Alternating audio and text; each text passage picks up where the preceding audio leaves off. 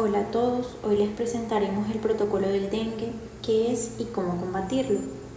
Dentro de los temas que se abordarán en esta presentación se encuentra una pequeña introducción, por otro lado la clasificación clínica, el diagnóstico, el manejo, los síntomas de alarma y seguimiento, prevención y control del dengue, notificación y vigilancia epidemiológica, las complicaciones que puede tener y algunas recomendaciones del Ministerio de Salud. Como primer tema tenemos que el dengue es una enfermedad viral aguda de inicio súbito causada por el virus del dengue, que pertenece a la familia Flaviviridae. Se transmite a los humanos a través de la picadura de mosquitos infectados, principalmente el Aedes aegypti. Agente causal y vector. El agente causal es el virus del dengue, que tiene 4 serotipos distintos. Ahí los podemos observar. El vector principal es el vector Aedes aegypti, caracterizado por su color oscuro y rayas blancas en patas y tórax.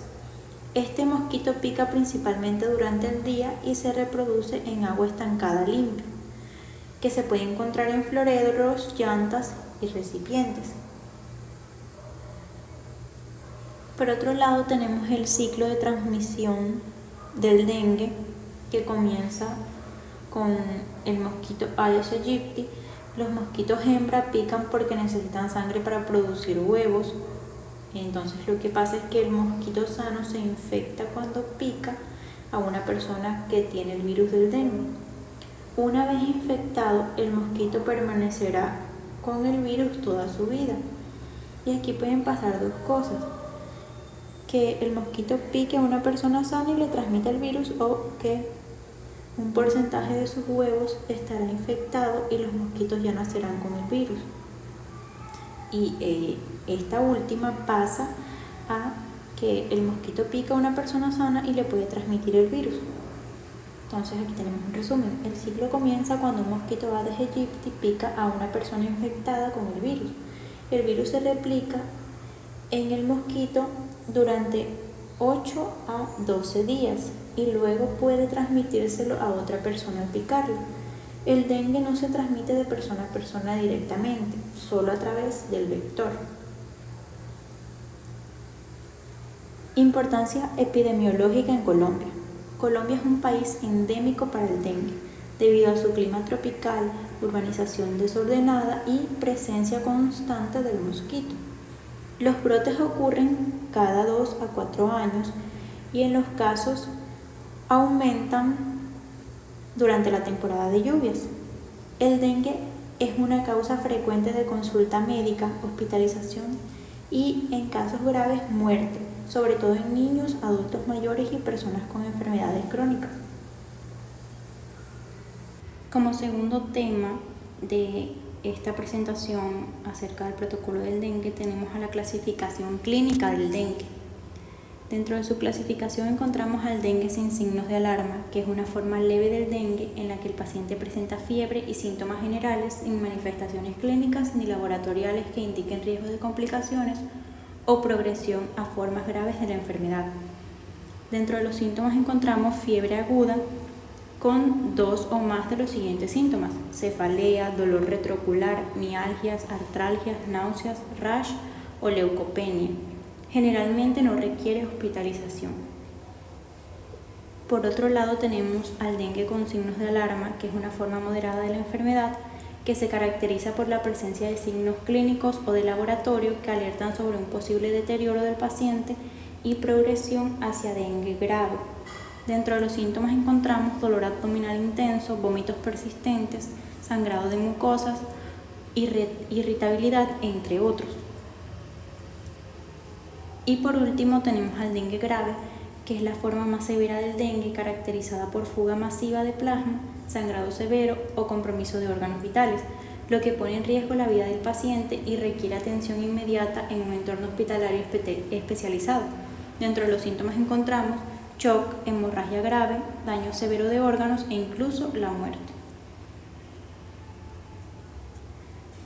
Como tercer tema de esta presentación tenemos el diagnóstico. que puede ser clínico o laboratorial. El clínico está basado en fiebre menor a 7 días, más síntomas compatibles, y es relevante descartar otros cuadros febriles comunes en regiones endémicas, que van más relacionados con chikungunya, zika, malaria o fiebre tifoidea. Y dentro del diagnóstico laboratorial, que si se encuentra antígeno viral, este se detecta en los primeros 5 días, y entre otros determinantes que sirven para diagnosticar el dengue. Tema 4. Manejo del dengue según la clasificación. Dengue sin signos de alarma, o sea, dengue leve. ¿Qué se hace? Un tratamiento en casa, se puede dar muchos líquidos como agua, suero oral, jugos naturales, utilizar acetaminofén si hay fiebre o dolor. No se puede utilizar aspirina, ni ibuprofeno, ni naproxeno. Hacer reposo, vigilar que no aparezcan síntomas graves, ir al médico todos los días para revisión, sobre todo del día 3 al 7, que es cuando este dengue puede empeorar. Dengue con signos de alarma, o sea, dengue moderado. ¿Qué se hace? Ingresar al hospital, dar líquidos por la vena como suero para evitar que se deshidrate el paciente, vigilar los signos vitales, la orina y exámenes como las plaquetas y hematocrito, controlar vómitos y el dolor, revisar cada rato si empeora o mejora el paciente, puede necesitar transfusión si hay sangrado. Dengue grave, ¿qué se hace? Llevar a la UCI, que es la unidad de cuidados intensivos, dar líquidos por la vena rápido y con mucho cuidado. Si está en shock el paciente, usar medicamentos para subir la presión. Vigilar los órganos como el hígado, riñones o pulmones. Dar transfusiones de sangre si hay hemorragia. Tema 5. Además de conocer qué es el dengue y cómo prevenirlo, es muy importante saber cuándo acudir al médico. Existen ciertos signos y síntomas de alarma que si aparecen deben tomarse en serio y deben ser evaluados por un profesional de salud, ya que pueden indicar complicaciones que van más allá del cuadro leve inicial. El primer signo de alarma es la fiebre persistente, especialmente cuando dura más de 24 horas y supera los 38 grados centígrados. Aunque la fiebre es un síntoma común, su duración y su intensidad, asociadas o no con dolor de cabeza o abdominal, pueden ser una señal de alerta. También debemos prestar atención a la presión arterial.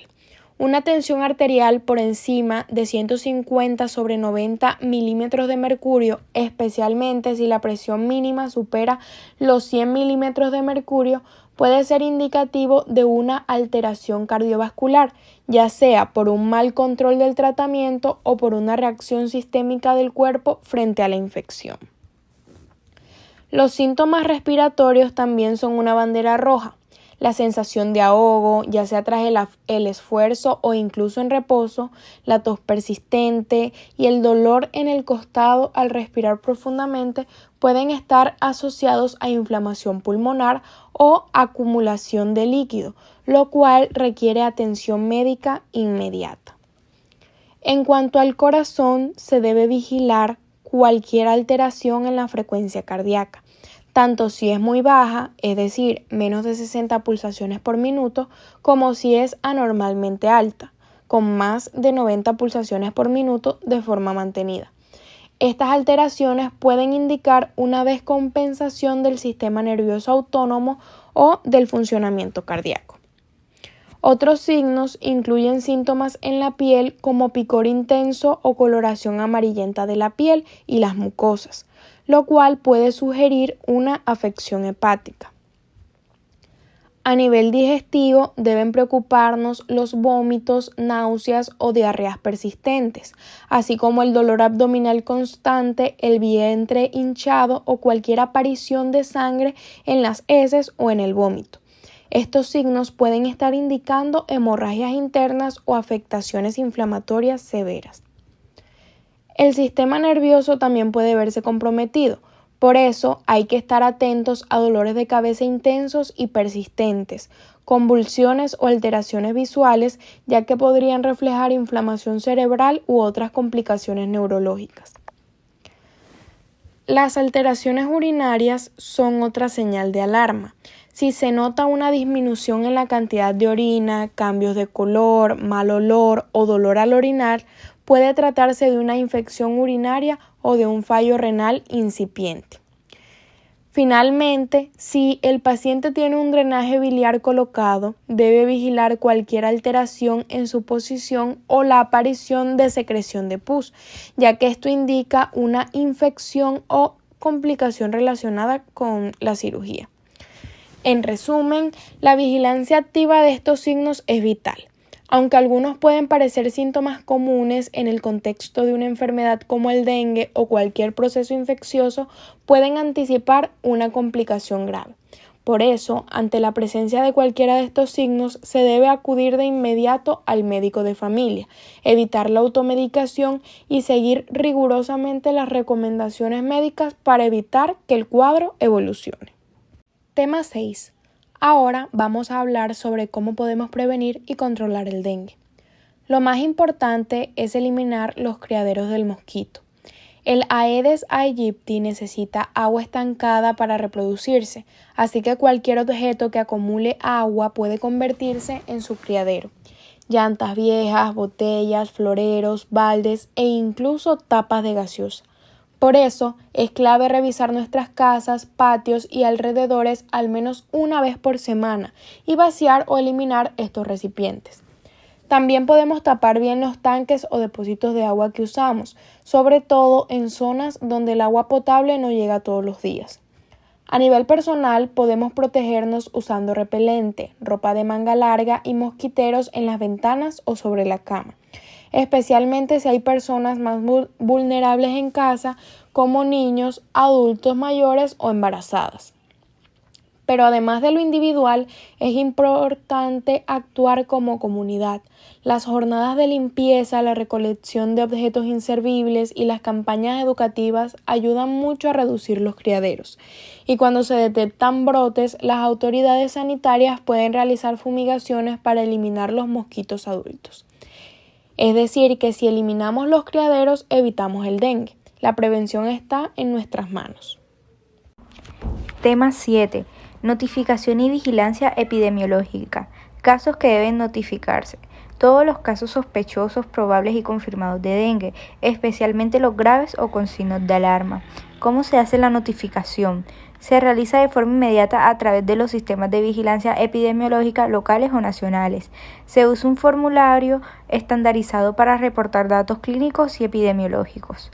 Rol del protocolo en el control de brotes. El protocolo permite detectar brotes tempranamente, coordinar la respuesta sanitaria, guiar acciones de control vectorial y asegurar el manejo clínico adecuado, evitando complicaciones y muertes. Complicaciones del dengue. Puede ser por shock por dengue, que ocurre por una fuga masiva de plasma, llevando hipotensión severa y es una emergencia médica. Hemorragias severas. Pueden presentarse como un sangrado digestivo, nasal, gingival o menorragias y están relacionadas con trombocitopenia y daño vascular. Falla multiorgánica. Es el compromiso de órganos como hígado, riñones, corazón o cerebro, generalmente en casos de dengue grave. Mortalidad y factores de riesgo. La mortalidad es mayor en niños, ancianos, personas con morbilidades y no hay atención médica oportuna. El dengue grave mal manejado puede ser letal. Tema 9. Recomendaciones del Ministerio de Salud. Estas recomendaciones son guías que los médicos y hospitales deben seguir para detectar, tratar y controlar el dengue correctamente y están basadas en las normas del Ministerio de Salud de cada país. Guías clínicas oficiales. Las guías clínicas explican cómo se debe clasificar y tratar el dengue en los distintos niveles de atención, ya sea en la casa, el hospital o UCI. Se basa en la clasificación de la OMS. Primero está el dengue sin signos de alarma, segundo, dengue con signos de alarma, tercero, dengue grave. Indican cómo hidratar al paciente, cuándo hospitalizar al paciente y qué exámenes debe hacerse, qué medicamentos no debe usar y recalcan la importancia del seguimiento diario y el monitoreo de los signos de alarma. Conducta médica recomendada. Los médicos deben identificar los síntomas desde el primer día de fiebre, clasificar el tipo de dengue según los signos y síntomas, hidratar adecuadamente por vía oral o intravenosa, evitar medicamentos que aumentan el riesgo del sangrado como el ibuprofeno y la aspirina, vigilar al paciente de cerca, especialmente en la fase crítica, que esta consta del tercer día al séptimo día, educar al paciente y a su familia sobre los signos de alarmas, referir al hospital si el paciente empeora. Protocolos de atención en urgencia. En los servicios de urgencia se debe hacer triaje rápido, identificar si el paciente tiene signos de alarma o no, clasificar al paciente en leve, moderado o grave, iniciar hidratación inmediata si hay signos de alarma, tomar exámenes básicos como hemogramas, pruebas de función hepática si es necesario, notificar el caso al sistema de vigilancia epidemiológica. Si es grave, pasar al paciente a hospitalización o a UCI rápidamente. ¿Por qué es importante saber todo esto? Porque seguir estas recomendaciones ayuda a salvar vidas. El dengue puede parecer una simple fiebre, pero si no se vigila bien puede empeorar muy rápido. Por eso los médicos deben seguir protocolos claros y los pacientes deben estar muy bien informados. Muchas gracias.